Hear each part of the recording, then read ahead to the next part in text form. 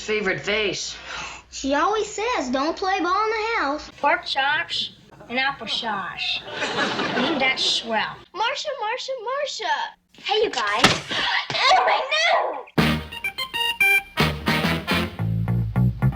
Welcome to Here's the Story, a Brady Bunch podcast. Hey, I'm not going to tear this thing apart. It's my favorite show. Episode 22, The Possible Dream. The show starts with an interesting bird's-eye view establishing shot of the house exterior with Mike's blue convertible parked out front. This is followed by our first clear view of the entire carport interior as Marsha sits on a crate writing in a diary about how much she loves Desi Arnaz Jr. Okay, so let's talk about Desi Arnaz Jr. When I was a kid, I would have known him as the guy who created and palled around with Automan on that Tron-inspired 1983 television series. But how did Marsha know of him in 1970? I Love Lucy was a show that ran from 1951 through 1957 and starred Lucille Ball, who I always thought was named Lucy O'Ball, and her husband, Desi Arnaz, as Lucy and Ricky Ricardo. Growing up, I saw this show in reruns maybe hundreds of times. I had no feelings for it. I didn't like it. I didn't not like it. It just existed as part of the fabric of our lives. During 1953, Lucy Ricardo was pregnant and gave birth to a son on the show because Lucille Ball was pregnant and gave birth to a son in real life. And that son was Desi Arnaz Jr., and he was featured on the cover of the very first issue of TV Guide with the headline, Lucy's $50 Million Baby. Adjusted for inflation, that would be about $500 million today. Well, 2 years earlier, Desi's sister Lucy was born. That's right, Lucy and Desi and their kids, Lucy and Desi. The definition of narcissism. But on the show, Lucy and Ricky's son was named, wait for it, Little Ricky.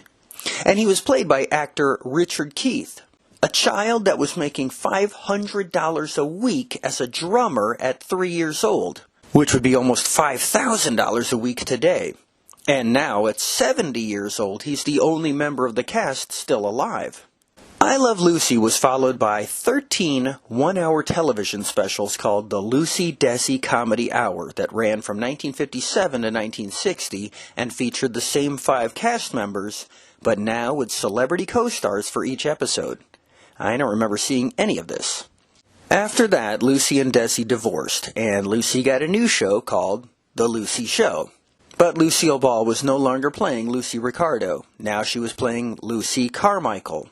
This show lasted from 1962 to 1968, and I've never seen it either. That show was followed by Here's Lucy, and because she was the Tony Danza of her day, she now played Lucy Carter. This show aired from 1968 to 1974, covering the entire run of the Brady Bunch, which ran from 69 to 74, and featured Desi Arnaz Jr. finally playing Lucy's son on TV. And that's where Marsha would know him from. By the way, Lucy's real-life daughter also played her daughter on the show as well. And I do kind of barely remember seeing this show as a little kid, because I liked the color stop-motion puppet of Lucy for the intro. But I also kind of remember hating the actual show. So Marsha hides her diary behind some boxes in the carport and walks off in a lovesick daze. So, of course, in the next scene, Carol is boxing up and giving away hundreds of books from the carport to some lumbering oaf in coveralls. But fortunately, Marsha's diary wasn't with the books. Cue Cindy running in to find her ball that rolled behind some boxes, and out she digs the diary, only to toss it on top of the books that are being carried away to Goodwill. I mean the Friend in Need Society. As soon as they leave, Marsha comes back to find her book missing. Mike races in to let her know that whatever she can't find couldn't have walked off on its own. Someone must have taken it.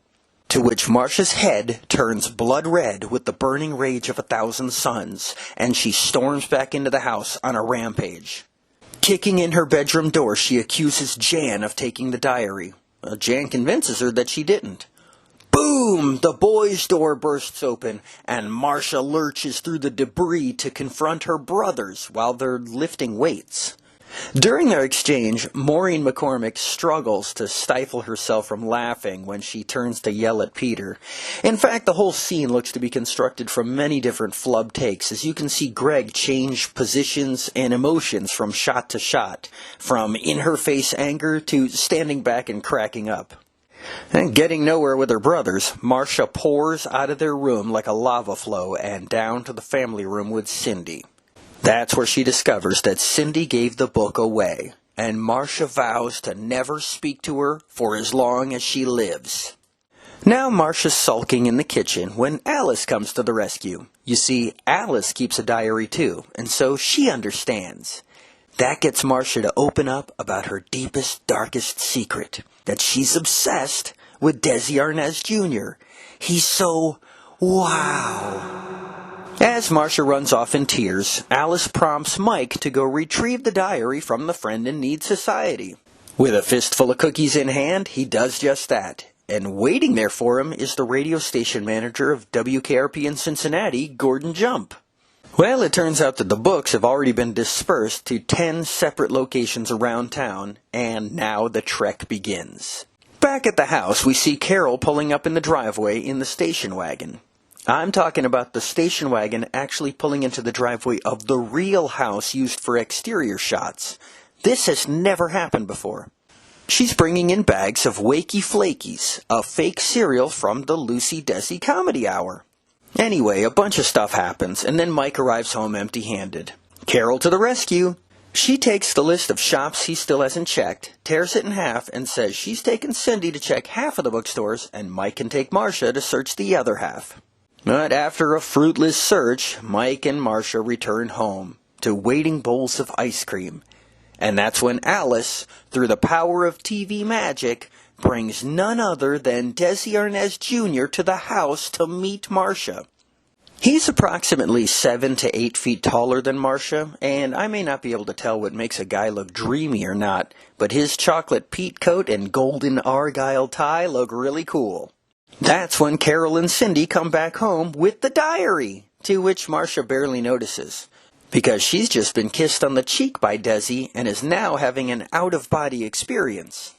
In the final scene, taking place a week later, Carol is wearing a purple shirt and purple pants. I've seen this outfit before. Mark my words, there will be an episode coming up in a future season where Marsha will be wearing it, and another episode where Greg will be wearing it. This episode was written by Al Schwartz, series creator Sherwood Schwartz's brother, and current writer of Here's Lucy with Desi Arnaz Jr. One of the bookstore owners was also played by an actor from Here's Lucy, and the coverall-wearing oaf was played by an actor that normally played cops. You know, most of the auditions I was sent on was to play a cop. So boring. Why couldn't I have played a lumbering oaf? A few years after this episode, in real life, Maureen McCormick actually dated Desi Arnaz Jr. The title of the episode is a play on the song The Impossible Dream from the 1965 play Man of La Mancha, which was inspired by the story of Don Quixote. Was this show some kind of a cross-promotion with Here's Lucy? I wouldn't think so, because it was playing on a rival network. It must have just been some plan to go out on top with a celebrity guest star bang, because this was the last episode of the season filmed. But have no fear, it was not the last episode to air, because we still have 3 to go. Until next time.